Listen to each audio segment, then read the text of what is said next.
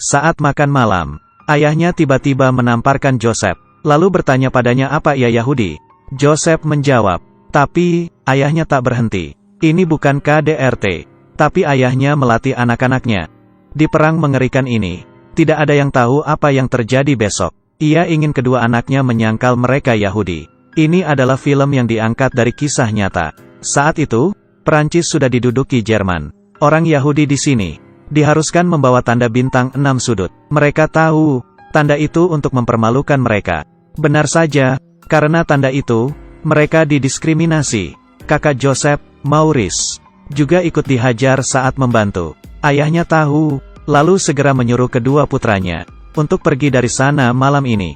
Ibu mereka mengambil peta dan menyuruh mereka pergi ke Nice mencari sepupunya. Orang tuanya berpesan, jangan pernah mengaku kalau mereka Yahudi.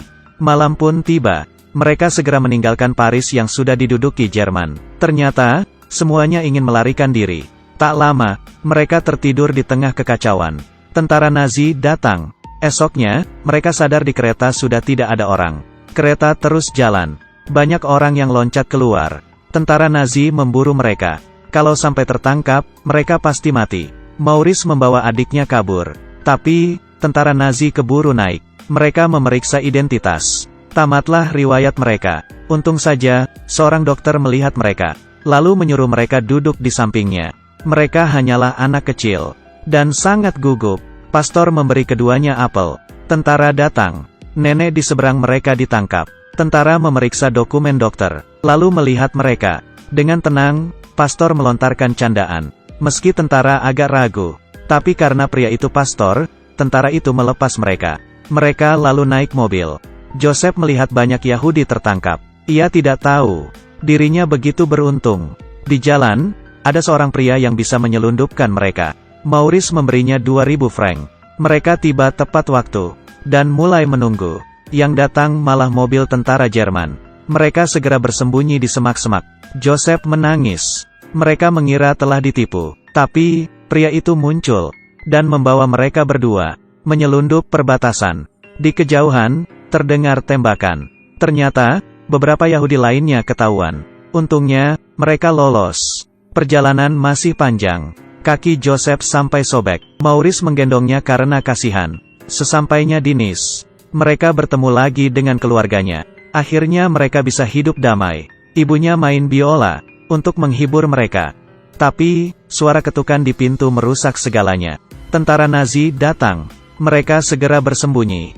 Joseph bersembunyi di kolong kasur. Maurice naik ke genteng. Ayahnya membuka pintu. Tentara memberinya sebuah perintah.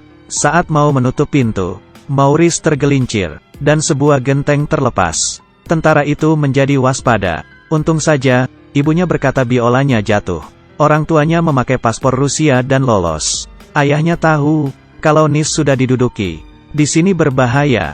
Mereka kabur sekali lagi. Orang tuanya mengirim mereka ke sekolah Katolik. Ayahnya berpesan, untuk jaga diri baik-baik. Sialnya, tentara Nazi datang lagi. 2 bersaudara dimasukkan ke hotel. Semua orang di situ dicurigai sebagai Yahudi. Mereka ditanyai satu persatu. Pria ini mengelak kalau ia orang Yahudi. Ia malah dihajar hingga kepalanya berdarah. Lalu ditembak mati di tempat. Maurice mengeluarkan KTP dengan gugup.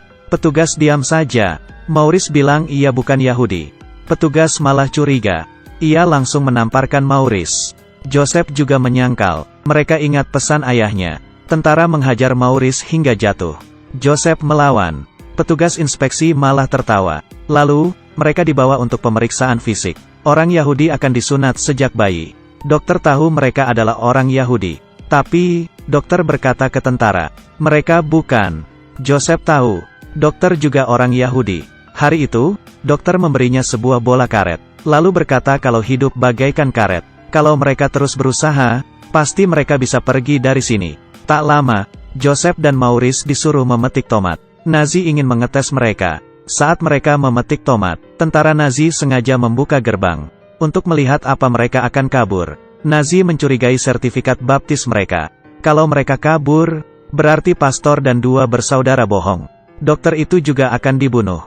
Tak lama, mereka melihat gerbang terbuka. Saat bersiap lari, matahari bersinar terik dan memunculkan bayangan. Untungnya, Joseph melihatnya. Ia tahu itu jebakan. Mereka lalu pura-pura memetik tomat.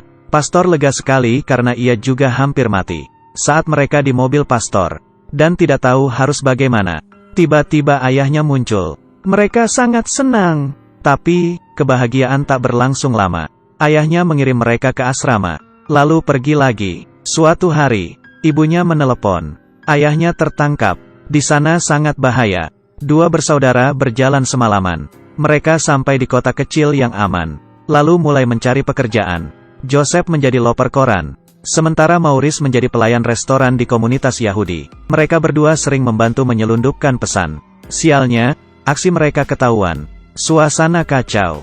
Bos restoran memberi pesan ke Joseph. Saat tentara masuk, tentara melihat bola karet Joseph. Mereka mengira Joseph hanya bocah biasa. Mereka tak tahu, Joseph adalah pembawa pesan penting. Ia sukses menyampaikan pesan. Tak lama, Perancis akhirnya merdeka. Joseph keliling kota naik sepeda sambil melempar koran. Dengan bahagia, ia terus meneriakkan kabar baik. Seluruh kota mulai mengibarkan bendera Perancis. Mereka tak perlu sembunyi lagi. Kerusuhan balas dendam ke orang Jerman dimulai. Bos Joseph dihajar dan dijarah. Joseph bergegas datang membela. Bosku menyelamatkan seorang Yahudi, yaitu aku. Bosnya bingung karena ia kira Joseph bukan Yahudi. Bosnya tak tahu mengapa Joseph menyelamatkannya. Joseph dan Maurice hidup hingga kini. Film pun tamat. Bola karet biru itu menggelinding di tanah, bagaikan luka perang. Meski permukaannya penuh lecet, tapi dalamnya masih utuh. Setelah badai berlalu, matahari akan bersinar lagi.